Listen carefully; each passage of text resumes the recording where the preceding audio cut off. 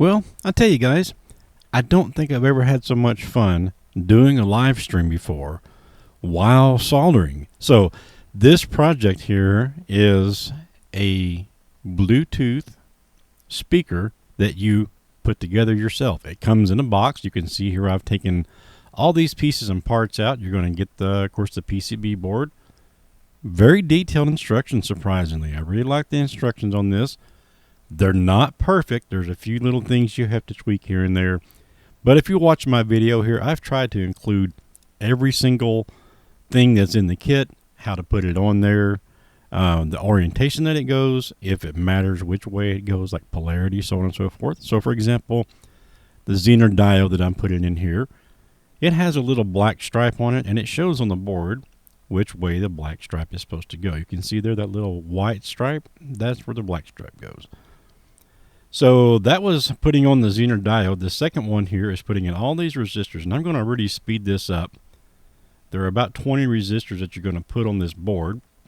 They all come with one extra of each particular resistance. So these are going to be the 100 ohms, and I found that I've got a little spudger here that if I wrap them over that, they bend pretty easy and actually fit where they need to go.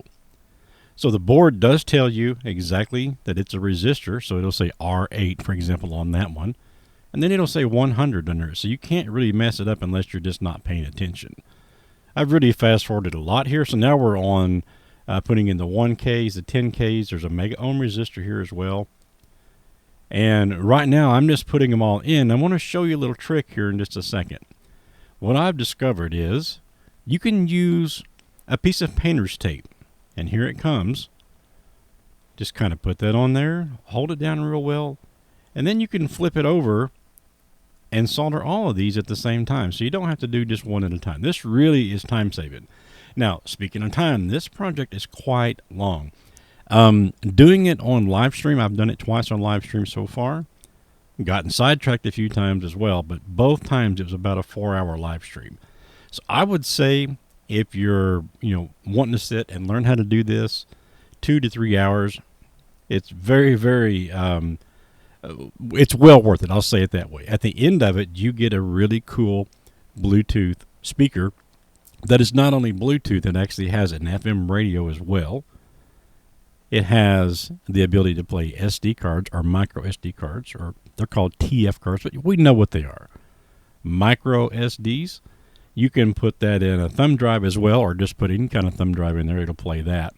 And it has an aux in. So right now I'm putting in the LEDs. Now this has 4 pink LEDs, 4 green, and 4 blue. Now it does matter here. It shows a positive and the negative.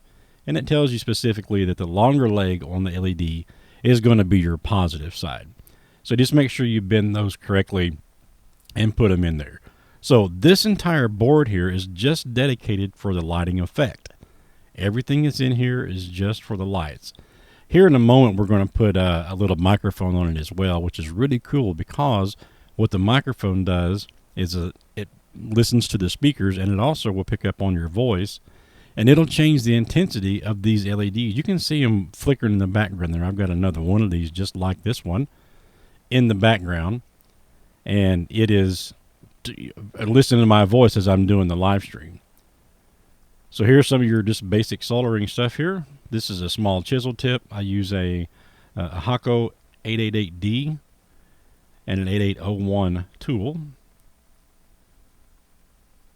And here's a little film capacitor as well. And you can see where it goes. It doesn't matter the polarity on these. So C1, and I think it's C2. I'm not sure if I filmed it or not. Well, I skipped over it. Sorry about that. But it's, yeah, C1 and C2. Okay, so the next step here is going to be putting in the electrolytics. Now, they do have a polarity as well. You can look at the little white stripe there. On the board, it has the little hatch pattern. That is where the white stripe goes. If you put these on backwards, it'll go pop. Okay, so we don't want to do that. Now it's time to go ahead and put in these IC sockets. Now, these are the chips that control the timing and everything and the flickering and all that on the bulbs. These have a way that they go. You can see here that has a little gap in the top. And on the board, there is a gap listed. You can see the little thing there, and there's a little dot on the top left-hand corner that designates that it is pin 1.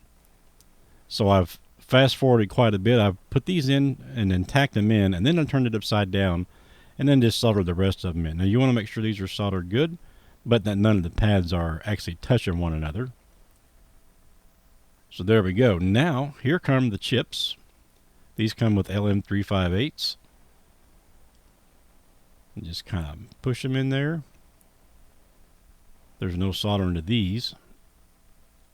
Oh, there's Splashy Turtle. I just happened to pick that up and want to thank T for sending all the cool stuff.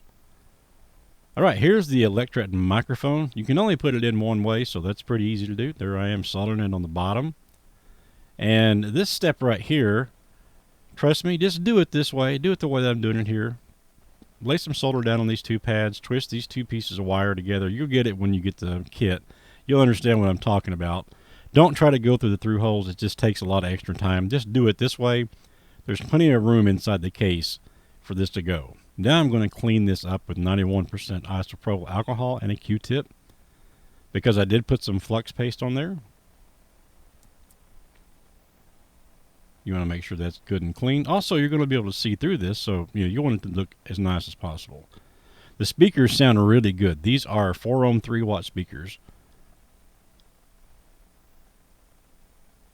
And here we are soldering the positive and the negative. They are marked right there on the speaker. Now it's time to take off the double-sided paper off of all of these little acrylics, so this comes in an acrylic case. Here's your standoffs and your screws and nuts. I take a dental pick and pull this paper off. Otherwise, I would be there for 30 minutes instead of the 5 minutes. It probably takes about 5 minutes for me to skin all these. But take all that off and be careful, because this is a fingerprint magnet. You want to make sure you clean these off with a microfiber cloth or something before you get done. I always get asked what solder I use. This is Kester 6337. So it's 63% tin, 37% lead, 3.3% flux. 0.31 inches or 0.31 inches, or basically 0.8 millimeters.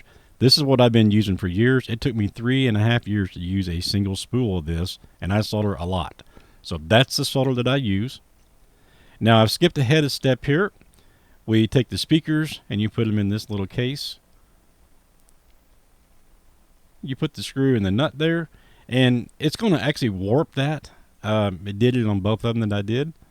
So no worries, it doesn't break. It'll straighten itself back out when you get ready to put it together. Now the next step is to put this part. Now this comes already assembled. This is the part that actually has the amplifier, the display, and all that. There's a lot of micro stuff on that board, so we wouldn't want to solder that. Glad it comes already put together. Okay, here is the on-off switch. If you'll take it and just squeeze it in there like I did with a pair of needle nose pliers, it won't break. I broke the one the day before trying to force it in there. Don't do what I did. Take the little pliers and squeeze it together. It'll just pop right in there. Okay, so I've already put down here the connection for the barrel socket, and it states specifically to take the short side. You can see there's two different links on that little socket.